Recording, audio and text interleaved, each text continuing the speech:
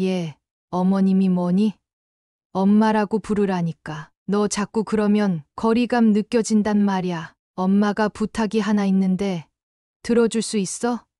어렵다면 어렵고 쉽다면 쉬운 일이야. 말씀하세요. 제가 해드릴 수 있는 거라면 다 할게요. 너도 알다시피 네 시아버지가 몸이 안 좋잖니. 병원에서는 이제 20밖에 길이 없다고 하는구나. 내 생각 같아선 내 간이라도 떼어주고 싶지만 나이가 있어서 그건 안 된다고 하고 우리 상우한테 시키자니 한창 일해야 하는 애인데 못할 짓 하는 것 같지 뭐니. 그래서 말인데 민정아, 엄마가 이런 말하게 돼서 미안한데 우리 민정이가 시아버지한테 간 좀 떼어주면 어떨까? 많이도 아니고 조금이야. 이식 수술 후에도 내 생활에는 전혀 지장 없을 정도니까 걱정 안 해도 돼. 민정아, 네가 그렇게만 해준다면 내가 정말 더 바랄 게 없다. 니들 결혼할 때 혼수 그런 거 하나 필요 없어. 엄마가 다 사줄게. 나중에 애 낳아도 엄마가 다 키워줄 거고 네가 원한다면 명품 백이고 옷이고 다 사줄게. 그러니까 제발 엄마 부탁 좀 들어주렴. 응? 우리는 이제 가족이잖니. 힘들 때 서로 돕는 게 가족 아니겠어? 사연을 듣고 난 후 각자의 의견을 댓글로 남겨주시기 바랍니다. 사연자분에게 큰 힘이 될 수 있습니다. 각색될 수 있고 사연자분의 입장에서 구성될 수 있습니다. 김민정의 어린 시절은 한마디로 고단함과 상실의 연속이었습니다. 그녀의 기억 속에 남아있는 친엄마는 언제나 가늘게 떨리는 손으로 술병을 들고 있었고 심한 말다툼 끝에 집을 뛰쳐나가는 뒷모습뿐이었습니다. 김민정이 아주 어렸을 때 그녀의 친엄마는 집을 떠났습니다. 남편의 술과 도박에 질린 끝에 어린 딸까지 버리고 말았습니다. 당시 김민정은 세상을 제대로 알기도 전에 부모의 갈등 속에서 방치되어 있었습니다. 남겨진 김민정과 함께한 사람은 친아빠였습니다. 하지만 친아빠도 제대로 된 가장의 역할을 해낼 처지가 아니었습니다. 그는 일용직 노동자로 고되게 일하며 근근히 생활을 이어갔지만 그마저도 안정적이지 않았습니다. 돈이 될 만한 일이라면 무엇이든 해야 했고 그 과정에서 늘 위험한 일을 도맡아야 했습니다. 하지만 그는 그래도 딸을 위해 애썼습니다. 비록 불안정한 환경에서 자라게 되었지만 그때까지 김민정에게 남은 유일한 가족은 아빠였던 셈이었습니다. 그러나 운명은 김민정을 더욱 가혹하게 만들었습니다. 어느 날 아빠는 일을 하다 큰 사고를 당했습니다. 김민정이 아빠와 나눴던 마지막 대화는 평소와 같은 간단한 인사와 금방 올게라는 약속이었지만 그 약속은 지켜지지 못했습니다. 일터에서의 사고는 치명적이었고 결국 그녀의 친아빠는 목숨을 잃게 되었습니다. 김민정은 너무 어렸고 세상이 어떻게 돌아가는지조차 이해하지 못한 채 홀로 남겨졌습니다. 친아빠는 죽기 전에 마지막으로 친구에게 부탁을 남겼습니다. 김민정을 잘 돌봐달라는 것이었습니다. 그 친구는 김민정의 친아빠와 오랜 친구 사이로 어려운 시절을 함께 보낸 동료였습니다. 두 사람은 오랜 세월을 함께하며 형제처럼 가까운 관계였기에 친아빠는 김민정을 부탁할 수밖에 없었습니다. 그 친구는 망설였지만 결국 김민정을 자신의 집으로 데려가기로 했습니다. 친아빠의 죽음 앞에서 자신의 의무처럼 느껴졌고 고아가 된 김민정을 돌보지 않고는 차마 마음이 편치 않았습니다. 그는 아이를 키워본 경험도 없고 자신의 생활도 그리 넉넉하지 않았지만 김민정을 마치 자신의 딸처럼 키우기 위해 최선을 다하기로 마음먹었습니다. 그렇게 김민정은 갑작스럽게 새로운 환경에서 살아가게 되었습니다. 친부모와의 인연은 비극으로 끝났지만 친아빠의 친구 덕분에 김민정은 다시 가족의 품 안에서 자라날 수 있었습니다. 그러나 마음 한편으로는 여전히 버려졌다는 상처와 외로움이 남아 있었습니다. 의붓아버지와 함께 지내기 시작한 초기에는 어색함이 가득했습니다. 새아버지는 아이를 키워본 경험이 없었고, 김민정 역시 갑자기 나타난 새아버지와 생활에 적응하는 것이 쉽지 않았습니다. 그러나 시간이 지나면서 둘 사이에는 묘한 정이 싹 트기 시작했습니다. 새아버지는 김민정 씨를 친딸처럼 여기며 서툴지만 따뜻하게 보살폈고, 김민정도 그 정성을 느끼며 점차 마음을 열었습니다. 어느 날 새아버지가 김민정과 함께 시장에 나갔을 때의 일이었습니다.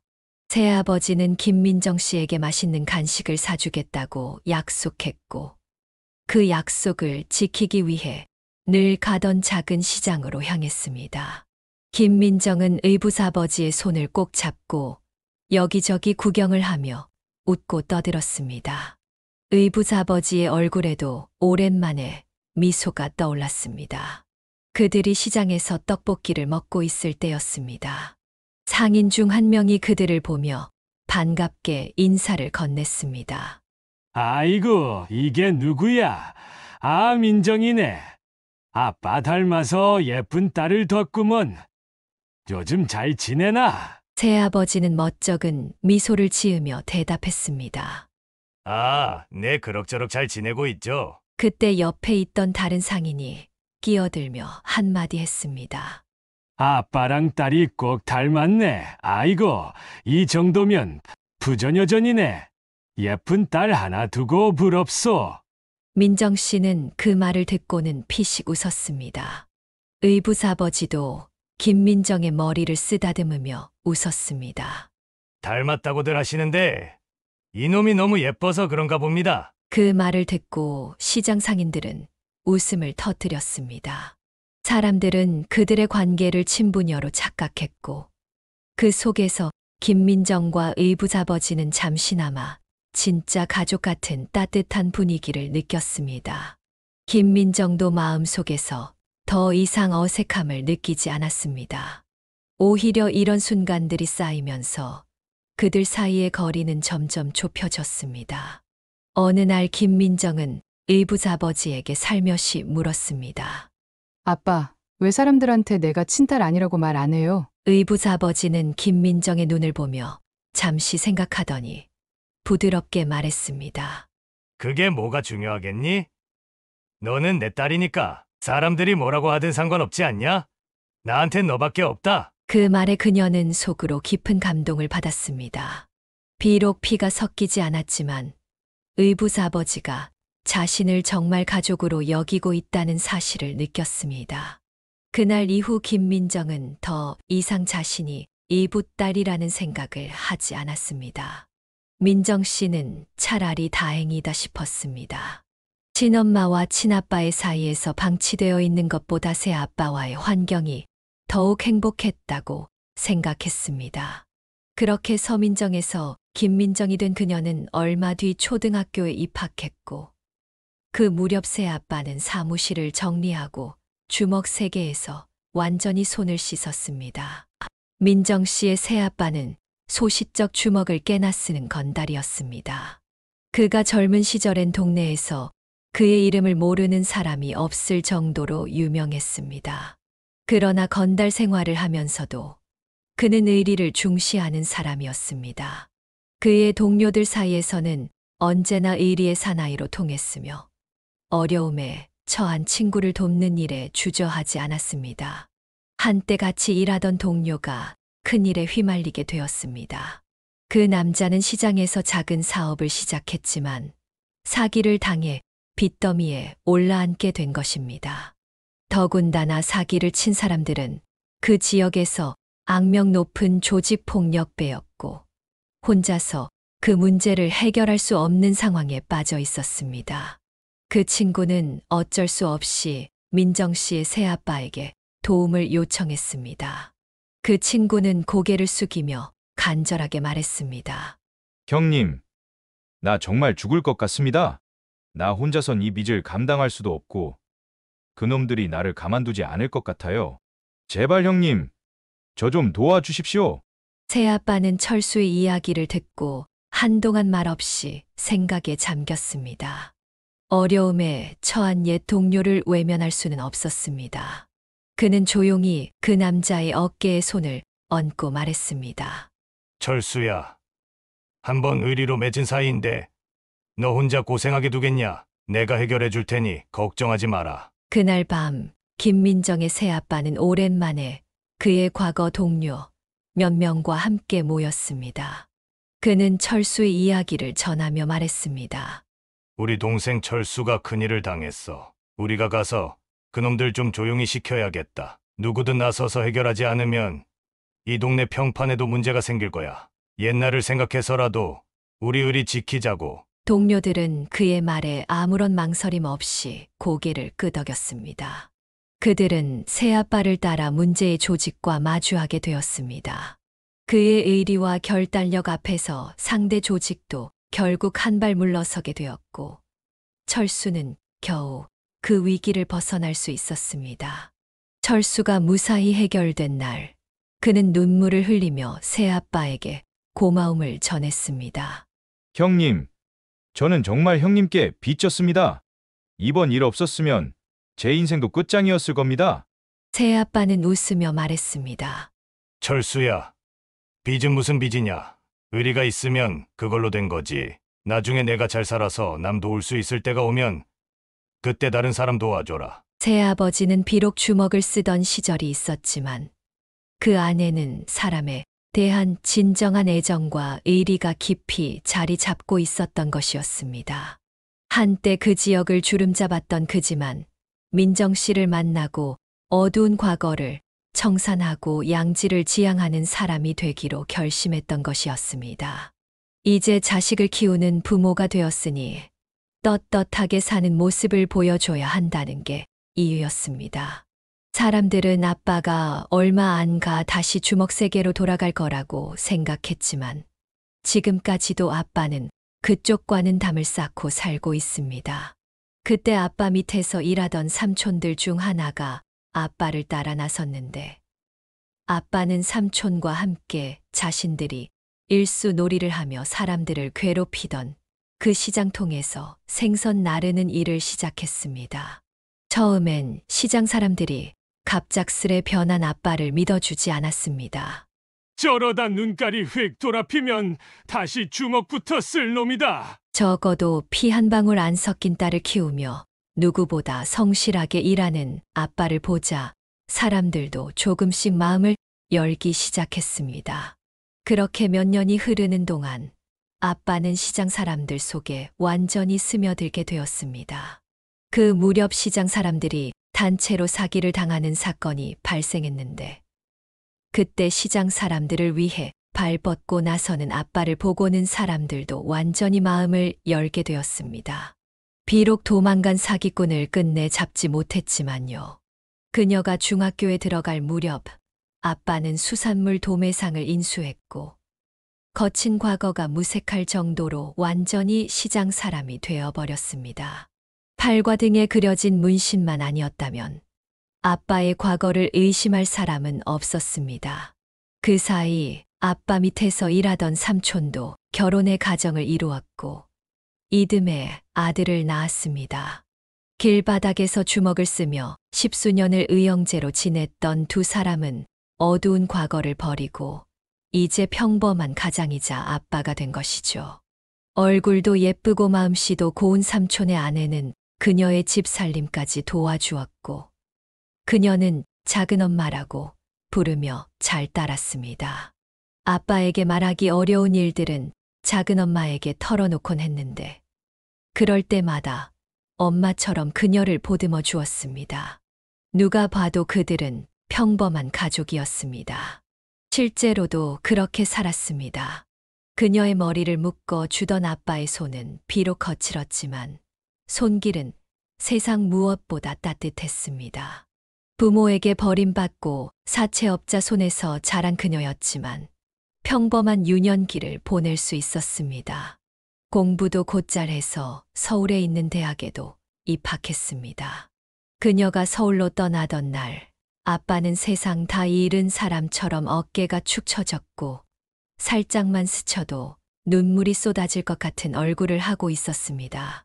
아빠, 나 죽으러 가는 거 아니잖아. 공부하러 가는 거잖아. 누가 보면 초상난 줄 알겠다. 동네 주름 잡던 건달이었다면서 왜 이렇게 축 처져 있어? 내가 어딜 봐서 건달이야? 나 이제 손 씻은 지 오래다. 그래, 이렇게 보니까 누가 봐도 시장에서 장사하는 사람이네. 아빠가 이렇게 바뀔 줄 누가 알았겠어. 그동안 딸내미 키우느라 고생했어. 내가 이제부터 효도할게. 그리고 수기 이모랑 이제 살림 합쳐. 나 나가니까 내 눈치 볼 거 없이. 나 그동안 다 알고 있었어. 수기 이모가 나한테 얼마나 잘해주는데. 무슨 소리 하는지 모르겠구나. 그녀가 떠나면 적적해할 아빠가 걱정돼서 일부러 더 아빠를 놀렸습니다. 하지만 수기 이모와 살림을 합치라는 말은 그녀의 진심이었습니다. 언제까지나 딸내미 하나만 보고 사는 아빠가 너무 가여웠거든요. 이제는 아빠도 사랑하는 사람과 함께 살면서 세상 사는 재미를 느끼길 바랐습니다. 대학에 입학해 서울 생활을 시작한 이후 주변에는 그녀의 과거를 아는 사람이 없었습니다. 그래서 어떤 면에서는 더 편했습니다. 과거를 지우고 싶었던 건 아니었지만 적어도 과거로부터 자유로워질 수는 있었습니다. 보름에 한 번 일을 핑계로 서울로 올라오는 아빠 역시 사채업자 출신이 아닌 그저 극성맞은 딸바보 아빠로 보였습니다. 반찬이며 식재료는 마트에 가면 다 파는데도 굳이 시골에서 밑반찬까지 공수해 와서는 냉장고를 채워주었습니다. 냉장고에 반찬이 남아있으면 밥을 제대로 안 먹느냐고 화를 내고 반찬을 다 먹어치우면 모자라면 말을 하지 왜 말 안 했냐며 삐지곤 했습니다. 아빠 이제 제발 그만둬도 돼. 나 말고 수기 이모랑 시간 보내라니까. 이모가 아빠 싫대? 같이 못 살겠대? 내가 이모한테 한마디 해줄까? 됐다. 내가 알아서 할게. 그녀는 아빠가 귀찮기도 했지만 그만큼 아빠가 자신을 얼마나 사랑하는지 잘 알고 있었습니다. 안 그래도 수기 이모가 같이 살자고 하더라. 그런데 너 정말 괜찮겠어? 지금이라도 딸이 싫다고 하면 그만하고. 됐어. 아빠가 지금 뭐 가릴 처지야? 같이 살아준다 하면 환영해야지. 그게 맞는 거야. 혼자 그렇게 늙어가는 것보다 같이 있는 게 훨씬 나아. 젊은 시절 깡패와 다방 내지로 만났던 두 사람은 십수년이 흐른 뒤에야 부부가 되었습니다. 그녀는 가끔 생각했습니다. 아빠라는 인생에 그녀라는 변수가 없었다면 조금 더 일찍 두 사람이 합치지 않았을까.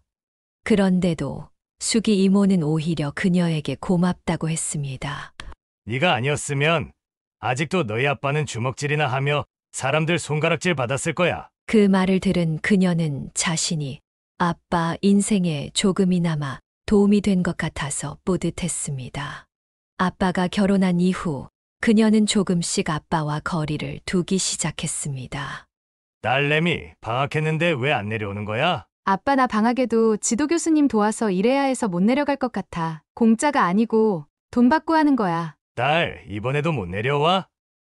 내가 갈까? 미안해. 나도 취업 준비해야지. 아빠도 올라오지 마. 괜히 신경만 쓰이지. 와도 내 얼굴도 못 보고 갈 거야. 수기 이모는 잘 있지? 아기도 잘 크고? 잘 크고 있지. 건강해. 하루하루 쑥쑥 큰다. 그녀가 시골을 떠나 서울에서 지내는 동안 수기 이모는 임신을 했고 그해 겨울 아들을 낳았습니다. 아빠는 45세 비로소 진짜 자식을 보게 되었습니다. 그제야 아빠도 번듯한 인생을 살게 된 것 같아 기쁘면서도 한편으로는 가슴이 시렸습니다. 아빠에게 진짜 가족이 생겼으니까요. 이제 그녀가 아빠 곁을 떠나야 할 시간이 된 것 같았습니다. 그래서 더 악착같이 서울에서 홀로 서기를 준비했습니다.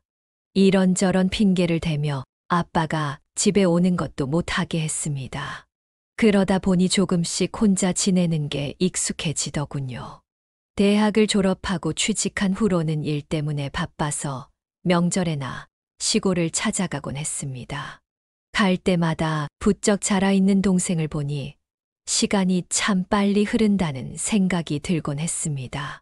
그녀가 쓰던 방은 여전히 그대로였지만 왠지 그녀가 있을 공간이 없는 것처럼 느껴졌습니다. 그녀가 없는 사이 집안 곳곳에는 수기 이모와 동생의 흔적이 가득 차 있었습니다. 이제 아빠에게 필요한 건 그녀가 아니라 이 두 사람이란 생각에 서글펐습니다. 그래서 그녀도 제 짝을 찾아 빨리 가정을 이루어야겠다는 생각을 했던 것 같습니다. 업무로 바쁜 와중에도 소개팅을 하고 주변에서 주선하는 자리는 마다하지 않았습니다. 하지만 인연을 찾기란 쉽지 않았습니다. 그러다 진짜 짝을 만난 건 의외의 장소에서였습니다. 바로 그녀의 집이었죠. 하루는 퇴근에 돌아와 보니 천장에서 물이 떨어져서 주방 근처가 엉망이 되어 있었습니다. 그래서 주인 집에 연락했더니 다음 날 집주인 아들이 찾아왔습니다. 위층에서 욕실 문을 틀어놓고 외출하는 바람에 그렇게 됐다며 바로 수리해 주겠다고 했습니다. 그러면서 공사를 해야 하니 한동안 집을 비워달라고 했습니다. 그가 따로 있을 곳을 마련해 주겠다고 하면서요. 그 일로 자주 만나게 되고 연락을 주고받는 사이 서로에게 호감을 느끼게 되었고 공사가 끝날 즈음에는 많이 가까워졌습니다. 그리고는 사귀게 되었죠. 인연이 있으면 이렇게도 연결되는구나 싶었습니다. 그 남자는 부모님 대신 건물 관리를 하며 1층에서 카페를 운영하고 있었습니다. 원래 직업은 사진작가인데 친구와 함께 운영하던 스튜디오가 엎어지면서 임시로 카페를 하고 있다고 했습니다. 건물주의 외동아들이니 먹고 사는 건 문제가 아니었습니다. 하루하루 살아남기 위해 발발거리는 그녀와는 달리 그는 자신이 하고 싶은 일을 하면서 여유롭게 사는 모습이 부러웠습니다. 이 남자와 연애하는 동안 그녀는 그동안 가보지 못했던 곳과 해보지 못했던 것들을 많이 경험할 수 있었습니다. 그 남자는 부모 사랑을 듬뿍 받고 자라 사람을 대하는데 거리낌이 없었고 그녀에게뿐만 아니라 낯선 사람들에게도 마찬가지였습니다. 그래서 그녀는 만나는 동안 점점 조바심이 들기 시작했습니다.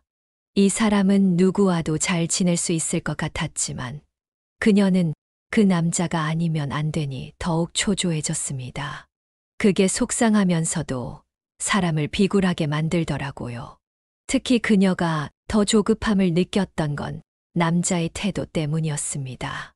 두 사람 모두 결혼 정년기였음에도 남자는 결혼을 남 일처럼 여겼습니다.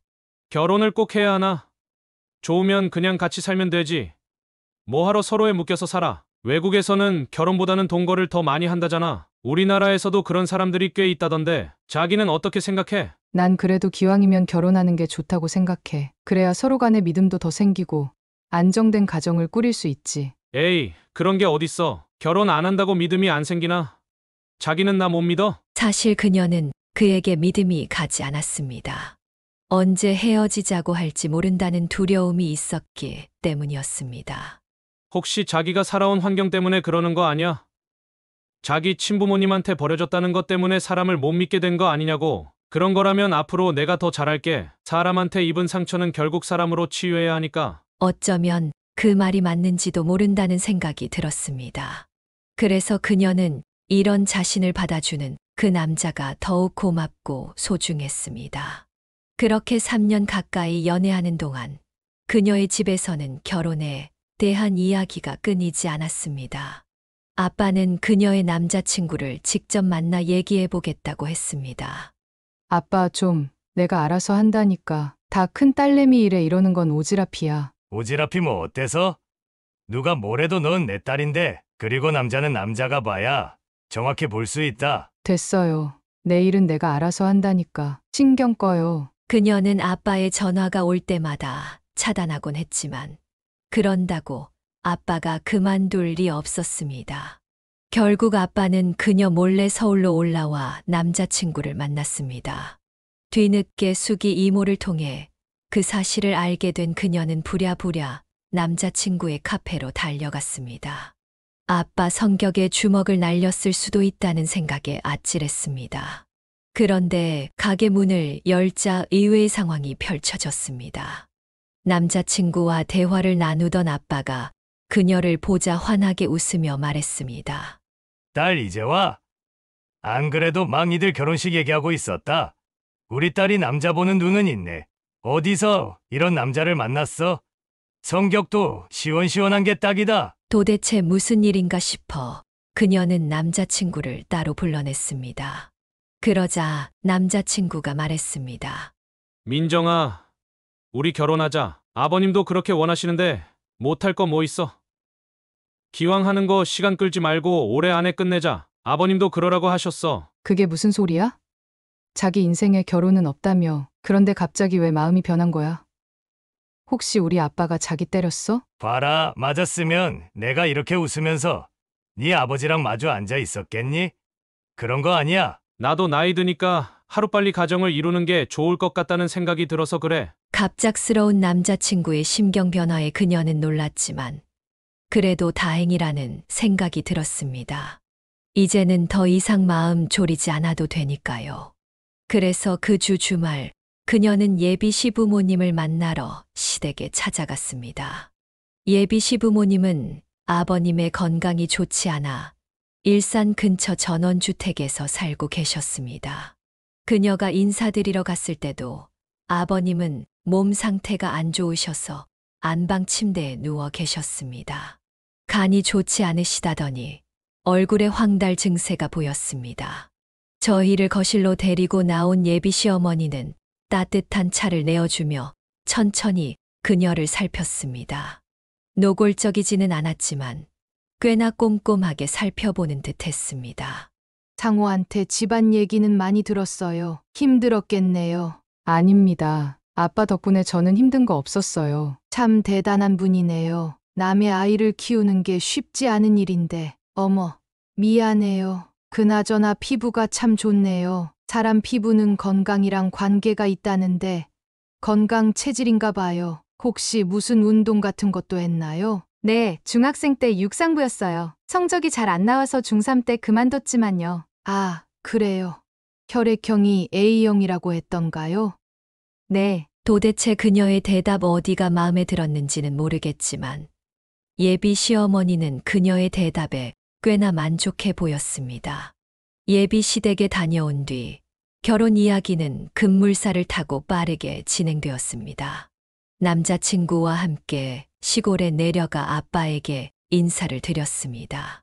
상철이 삼촌은 조카 사위 준다고 회와 전복을 잔뜩 사오셨고 어린 조카와 동생이 온 집안을 뛰어다니며 모처럼 집안이 사람 사는 집처럼 북적였습니다. 아빠와 둘이 살 때는 썰렁했던 집이 어느새 사람들로 가득 찬 곳이 되었습니다.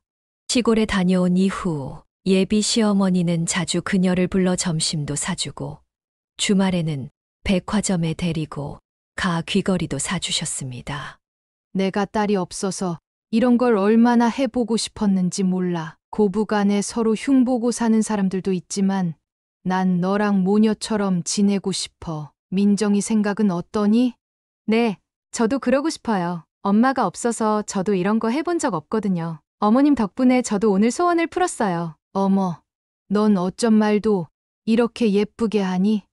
전생에 우리가 인연이었나 보다. 만난 지 얼마 안 됐는데 이렇게 마음에 쏙 드는 걸 보면 말이야. 예비 시어머니의 말에 그녀는 자신도 모르게 눈가가 붉어졌습니다.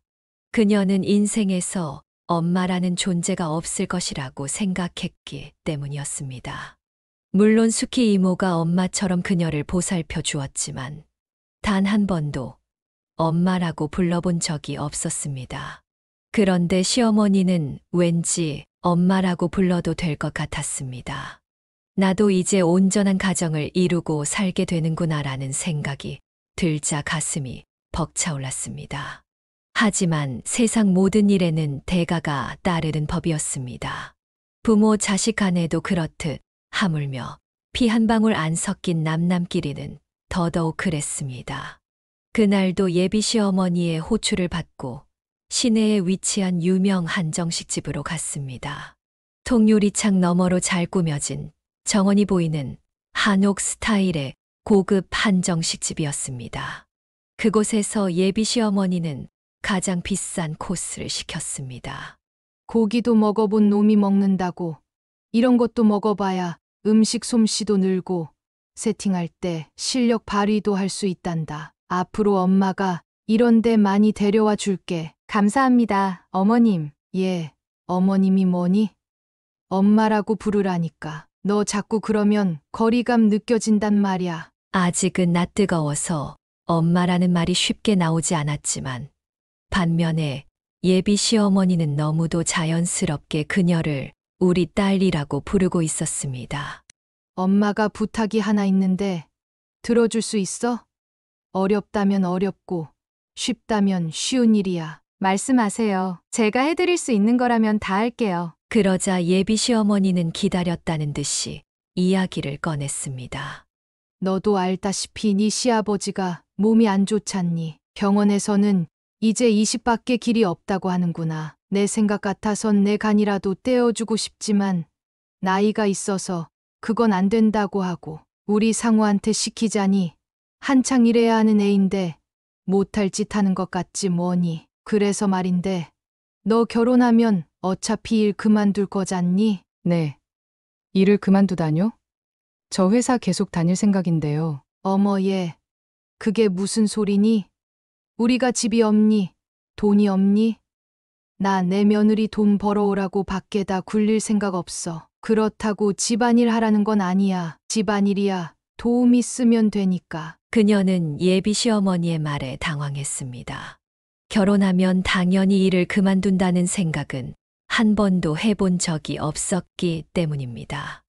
넌 그저 이 엄마랑 백화점 쇼핑도 하고 전시회도 다니고 브런치도 먹으면서 우아하게 살면 돼. 엄마는 그래서 우리 민정이가 하루빨리 우리 집에 시집 오길 바랐던 건데 넌 아닌가 보구나. 서운한 표정을 짓는 어머님을 보니 그녀는 자기가 잘못한 건가 싶었습니다. 그런데 그 순간 어머님이 그녀의 손을 꼭 잡으며 말했습니다. 민정아, 엄마가 이런 말하게 돼서 미안한데 우리 민정이가 시아버지한테 간 좀 떼어주면 어떨까? 많이도 아니고 조금이야. 이식 수술 후에도 내 생활에는 전혀 지장 없을 정도니까 걱정 안 해도 돼. 민정아, 네가 그렇게만 해준다면 내가 정말 더 바랄 게 없다. 니들 결혼할 때 혼수 그런 거 하나 필요 없어. 엄마가 다 사줄게. 나중에 애 낳아도 엄마가 다 키워줄 거고 네가 원한다면 명품 백이고 옷이고 다 사줄게. 그러니까 제발 엄마 부탁 좀 들어주렴. 응? 우리는 이제 가족이잖니. 힘들 때 서로 돕는 게 가족 아니겠어? 가족이라는 말에 그녀의 가슴이 두근거렸습니다. 그까짓 간 좀 떼어주면 내가 정말 이 사람들과 가족이 되는 건가? 그렇다면 나쁜 조건은 아니라고 생각했습니다. 물론 그녀의 아빠가 이 사실을 알게 되면 가만히 계시지 않겠지만요. 시골에 다녀온 이후로 그녀는 마음이 심란했습니다. 그곳에 자신이 없어도 빈자리가 전혀 느껴지지 않아 서운했기 때문입니다. 이 사람들에게 나는 이미 남이 되었구나 하는 생각에 세상에 혼자 버려진 기분이 들었습니다. 그런데 시어머니가 자신을 가족으로 받아들이겠다고 하니 그녀는 그 말에 흔들릴 수밖에 없었습니다. 비록 자신의 간을 내어줘야 했지만요. 그리고 그렇게 생각되었습니다. 간이 뭐 대수야? 가족이 생긴다는 건데. 며칠을 고민한 끝에 그녀는 시어머니에게 전화를 걸어간 이식 수술을 하겠다고 말했습니다. 그러자 예비 시어머니는 그날 바로 그녀를 찾아와 백화점으로 데려갔습니다. 그리고는 500만 원이 훌쩍 넘는 가방을 그녀의 품에 안겨주었습니다. 다음 날 그녀는 어머님과 함께 병원에 가서 간 이식 적합 검사를 받았습니다. 아버님과 혈액형도 같고 그녀가 워낙 건강 체질이라 별 문제 없을 거라고 생각했습니다. 그러나 검사 결과 그녀의 간 용적이 작아 이식이 불가능하다는 판정이 나왔습니다. 한마디로 그녀의 간이 작아서 남에게 떼어줄 수 없다는 것이었습니다. 검사 결과를 들은 예비 시어머니는 믿을 수 없다는 표정으로 의사에게 따졌습니다. 아니, 이제 와서 이러면 어떡해요? 혈액형도 같고 애 상태도 건강해서 잘 될 거라면서요. 용적 문제야 의사 실력으로 해결할 일이지. 그런다고 이식을 못 해준다는 게 말이 되냐고요? 지금까지 어머님이 화내는 모습을 본 적이 없었던 그녀로서는 그런 어머님이 낯설게 느껴졌습니다. 하지만 그건 시작에 불과했습니다. 간 이식이 불가하다는 판정을 받은 이후 어머님은 완전히 다른 사람처럼 변했습니다. 전에는 일주일에 한두 번씩은 그녀를 불러 밥도 사주고 공연도 보러 다녔지만 검사 이후부터는 연락이 없었고 전화가 오더라도 싸늘한 목소리로 혼수 이야기를 꺼낼 뿐이었습니다. 혼수 목록 상호편에 보낼 테니까 보고 준비해라. 어머님, 상우 씨 바쁠 텐데 제가 받으러 갈까요? 간 김에 어머님이랑 점심도 같이 하고요. 전에 자주 가시던 한정식집 어떠세요? 야, 넌 정신이 있는 애니 없는 애니? 지금 네 시아버지가 간 이식 못 받아서 자리 보전하고 있는 판에 뭐 너랑 밖에서 점심을 먹어? 아무리 네 부모 아니라고 어쩜 이렇게 무신경할 수가 있니? 너 솔직히 말해. 간 이식 해준다고 했던 것도 다 쉬었지? 어차피 이식 못하는 거 알고 일부러 그런 거 아니냐고? 어머님, 그런 거 아니에요. 저 정말 모르는 일이었어요. 정말이에요. 믿어주세요. 하, 머리야. 어떻게 여자를 데려와도 천하에 쓸모없는 저런 걸 데려왔나 몰라. 예.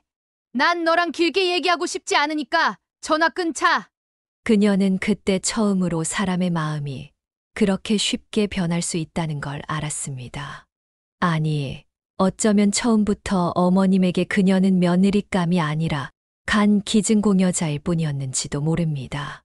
그런데 변한 건 어머님뿐만이 아니었습니다.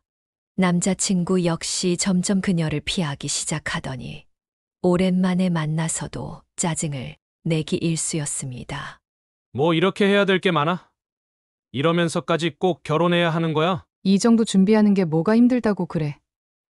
그리고 준비는 자기가 했어. 내가 다 했지. 그러니까 인상 좀 펴. 나 솔직히 이 결혼하는 게 맞는 건지 판단이 안 서. 너도 알잖아. 나 비혼주의자였던 거. 이런 내가 결혼해서 잘 살 수 있을까? 얼마 전까지만 해도 그가 더 들떠서 결혼 이야기를 하던 사람이 하루아침에 변해버린 것이었습니다.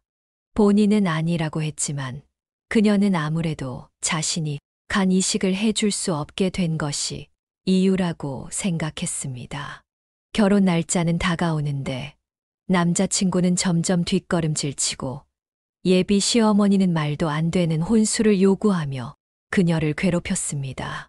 이런 상황을 전혀 모르는 아빠는 좋은 횟감이 들어왔다며 예비 시댁까지 직접 찾아가셨습니다. 그리고 그날 결국 일이 터지고 말았습니다. 딸, 좋은 횟감이 들어와서 너네 시댁에 물건만 전해주고 가려고 하니까 너가 전화 좀 넣어둬. 이 서방한테 연락하니까 전화를 안 받네. 시간 되면 같이 오던가. 아빠, 거길 왜 가 보내지 말고 그냥 돌아가. 거기 가서 좋을 거 하나도 없어. 하지만 아빠는 좋은 건 나눠 먹어야 한다며 기어코 예비 시댁으로 가셨습니다. 상견례 전에 얼굴도 익힐 겸 해서 일부러 가신 것이었습니다. 뒤늦게 남자친구와 연락이 된 그녀는 예비 시댁으로 향했습니다. 아니나 다를까 어머님은 똥 씹은 표정으로 그녀의 아빠가 가져오신 횟감과 해산물들을 주방 싱크대에 던져놓고 있었습니다. 그리고는 환자가 있는 집에 함부로 찾아왔다며 아빠에게 화를 내고 있었습니다. 아빠를 태워 시댁까지 모셔온 삼촌은 얼굴이 울그락불그락하여 당장이라도 한마디 할 기세였습니다. 그런데도 아빠는 화를 꾹 참으시며 미리 연락 못하고 찾아와 죄송하다며 고개를 조아리셨습니다. 그리고 예비 사돈께 인사만 드리고 가겠다고 안방으로 들어가셨습니다. 그런데 예비 시아버지의 얼굴을 본 아빠가 갑자기 소리를 버럭 지르셨습니다. 이게 누구야? 당신 이장수 맞지? 시골서 시장 사람들 돈 띵까먹고 내 뺀 이장수. 세상 참 좁다 하더니 우리가 이렇게 만나네. 너 내 돈 빌려 쓰고 안 갚은 기억하지? 나 모르겠어. 시장 통해서 장사하던 김상만이잖아. 그때 당신이 떼먹은 돈 기억 안 나? 그 말에 삼촌은 안방으로 달려갔습니다. 그리고는 잠시 뒤 입에서 육두문자가 쏟아져 나왔습니다. 그러자 침대에 누워있던 아버님이 귀신이라도 본 사람처럼 벌벌 떨기 시작했습니다. 아니, 이 사람들이 환자 앞에서 무슨 짓이야? 당장 안 나가? 야, 너 이리 와서 네 아빠 데리고 나가라. 아이고, 지 부모한테 버림받고 남의 손에 자랐다더니 고작 널 키워준 게 주먹질이나 하고 살던 깡패였니? 어째 애가 수준도 떨어지고 얼굴에 그늘이 쳐있더라 했더니 이런 사람 손에 자라 그런 거였어. 이 결혼 없던 걸로 할 테니까 당신들 당장 내 집에서 나가. 하마터면 이런 거지 같은 것들이랑 사돈 맺을 뻔했잖아. 상우, 너도 그렇지. 어디서 데려올 게 없어서 깡패 새끼 딸년을 데려왔니? 당장 내쫓아. 어머님, 무슨 말씀을 그렇게 하세요? 그 말 당장 사과하세요. 거지 같은 거라뇨. 깡패 새끼라뇨. 우리 아빠 비록 한때는 나쁜 짓도 많이 했지만 지금은 손 씻고 열심히 살고 계세요. 그런데 왜 우리 아빠가 그런 소리를 들어야 해요? 사과하세요. 사과. 예, 깡패 새끼를 깡패 새끼라 하는데 그게 사과할 일이니? 긴 말 필요 없으니까 당장 나가라고. 그러자 아빠는 삼촌에게 귓속말을 하고는 그를 밖으로 내보냈습니다. 그리고 짝다리를 짚으며 예비 시아버지를 내려다보셨습니다. 잔뜩 겁에 질린 아버님은 식은땀을 흘리고 있었습니다. 세상에서 제일 무서운 게 뭔지 아십니까? 돈, 권력, 바로 자식입니다. 정과 삼범의 천하의 개쓰레기 인생도 한순간에 바꿔놓은 게 바로 자식이라고요. 나 죄 많이 짓고 살았습니다. 주먹 휘둘러서 돈도 많이 뺐고 피도 보고 사람들 눈물도 많이 뺐습니다. 그랬던 나 김상만이가 내 딸내미 한마디에 손 싹 씻고 시장에서 생선 배달을 시작했습니다. 거기까지 얘기를 하자 예비 시어머니가 볼멘 소리로 말했습니다. 허우, 주먹질하고 산 게 무슨 자랑이라고. 그래서 뭐, 지금 우릴 어떻게 하겠다는 거야? 뭐야? 세상 변한 지가 언젠데 젊을 때 주먹질 좀 한 거 가지고 유세를 떨어? 그래봤자 삼류 집안 깡패밖에 더 돼. 그깟 삼촌 쥐면 될 거 아니야. 여보, 계속 듣고 있을 것도 없어. 경찰에 신고해. 저런 것들은 경찰 소리만 들어도 지레 겁먹고 도망가는 놈들이라고. 그러자 아빠는 쓴웃음을 지으며 대답하셨습니다. 아줌마, 저 이제 그런 사람 아니라니까요. 경찰이 뭐 되겠습니까? 뭐 경찰을 부르든 특공대를 부르든 마음대로 하시시오. 네, 경찰 하나도 안 무섭습니다. 트럭으로 데리고 와도 눈 하나 깜빡 안 합니다. 저한테 세상에서 제일 무서운 게 딸내미라 그렇습니다. 그보다 더 무서운 게 있다 하면 바로 내 딸내미 눈물입니다. 그런데 지금 내 딸내미 눈에 눈물이 맺혀 있네요. 순간 아빠 눈에서 살기가 번뜩하며 예비 시부모님을 천천히 훑어보셨습니다.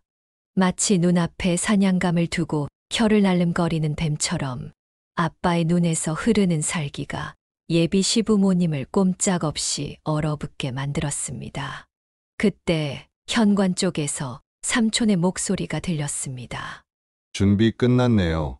안으로 드릴까요? 그 말에 남자친구와 그 가족들은 사색이 되었습니다.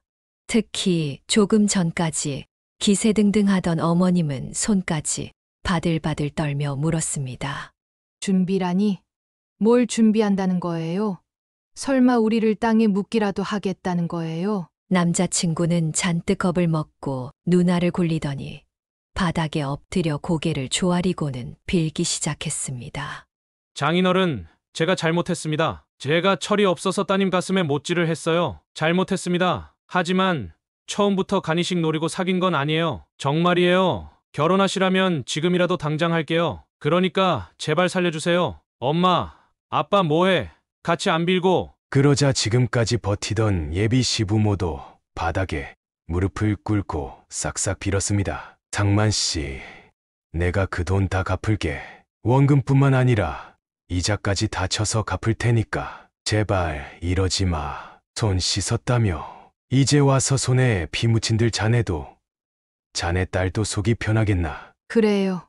우리가 좀 과했던 면이 없지 않으니까 파혼에 따른 위자료도 넉넉히 드릴게요. 제발 우리 좀 살려주세요. 그 순간 예비 신랑과 그 부모님의 머릿속에는 조폭 영화의 잔인한 장면들이 떠올랐을 겁니다. 문 밖에 준비돼 있다는 그 무엇이 자신들의 목숨을 쥐고 있다고 직감했던 거겠죠. 마치 최후의 발악을 하듯 세 사람은 손이 발이 되도록 빌었습니다. 그런데도 아빠는 눈 하나 깜빡하지 않고 서늘한 목소리로 말했습니다. 그래 들려라. 그 말에 시댁 식구들은 절규에 가까운 비명을 질렀습니다. 드디어 안방으로 들어온 이는 지팡이를 짚은 노인이었습니다. 그 모습을 본 세 사람은 벙찐 표정을 지었습니다. 지팡이를 짚고 들어오신 분은 다름 아닌 용식이 할아버지였습니다. 전 상인회 회장직을 맡으셨던 분으로 예비 시아버지에게 가장 많은 돈을 뜯긴 분이었죠. 어르신 얼른 들어오셔요. 식사하셔야 하는데 좀 복잡하게 되었네요. 밥은 무슨 밥? 돈 떼먹고 도망간 놈 잡아야지. 이장수 당신 나 기억하지? 할아버지는 바닥에 무릎 꿇고 앉아있는 예비 시아버지를 보시고는 눈을 번뜩이셨습니다. 맞네.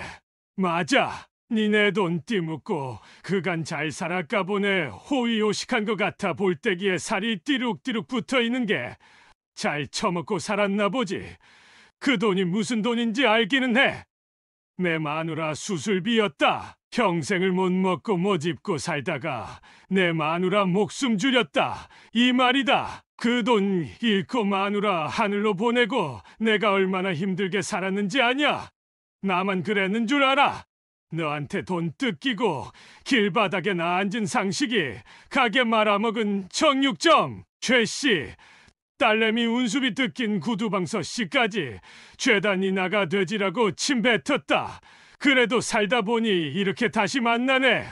니 서울에서 건물도 갖고 큰소리 떵떵 치고 산다던데 맞아? 그 순간 예비 시아버지의 얼굴이 하얗게 질려버렸습니다. 그가 저지른 죄들이 한순간에 떠올랐기 때문이었습니다.